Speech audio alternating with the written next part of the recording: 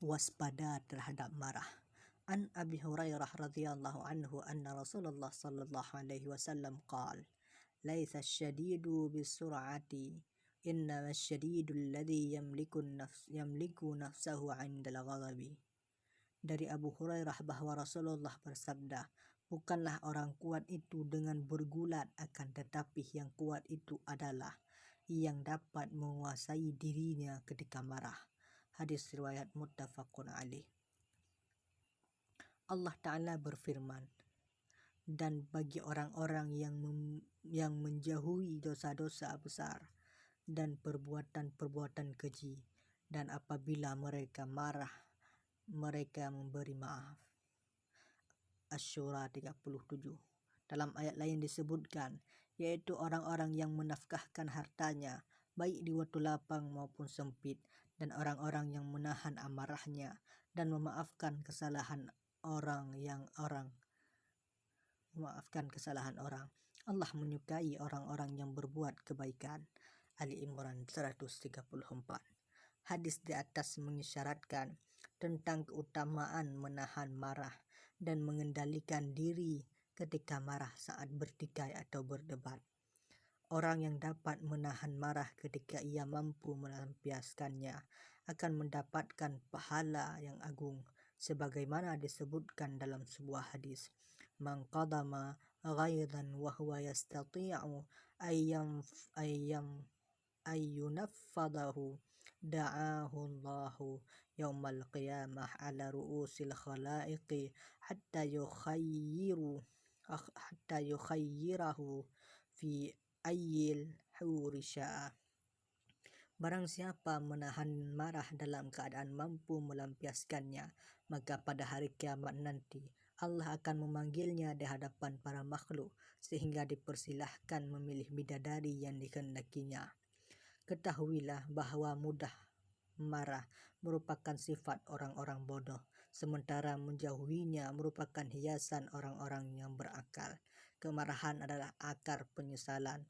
Seorang yang meninggalkannya sebelum melampiaskannya akan lebih mampu mengadakan perbaikan terhadap kerusakan yang ditimbulkannya daripada dengan kemarahan.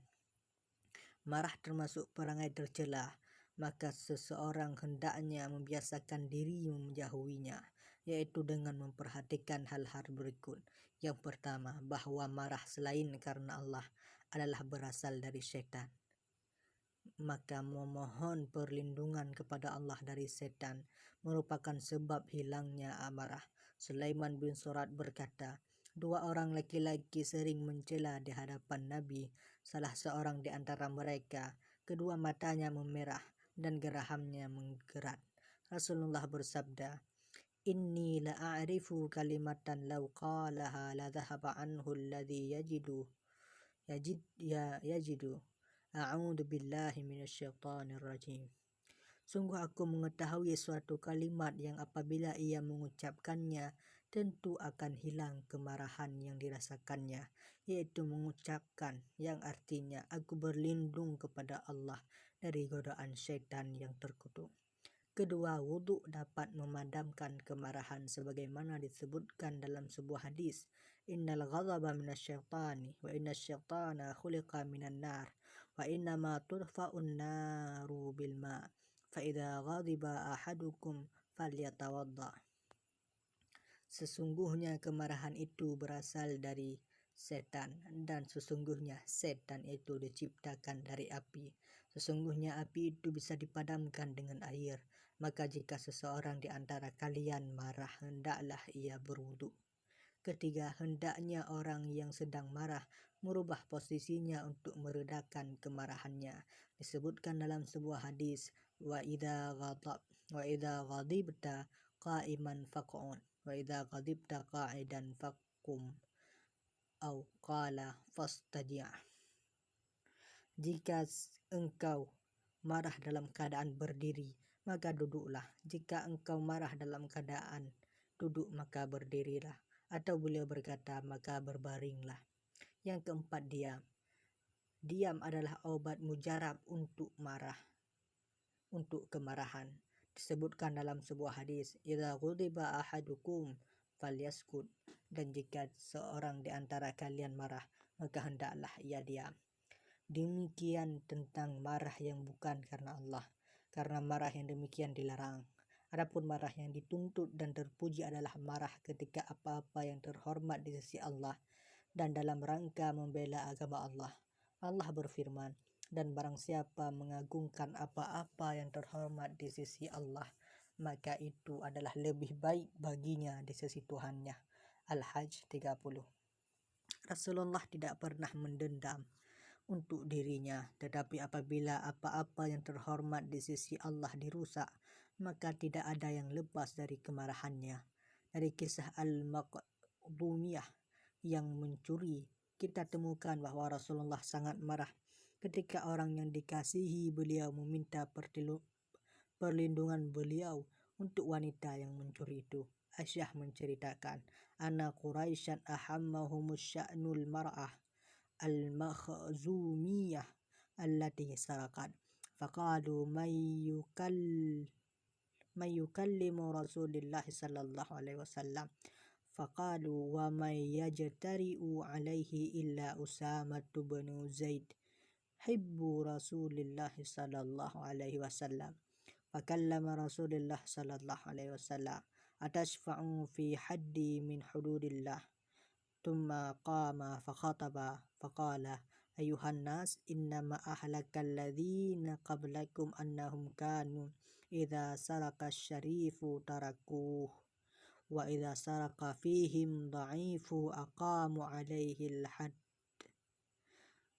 wa aymullah law anna Fatimata binta Muhammadin sallallahu alaihi wasallam sarakat laqata'tu yadaha."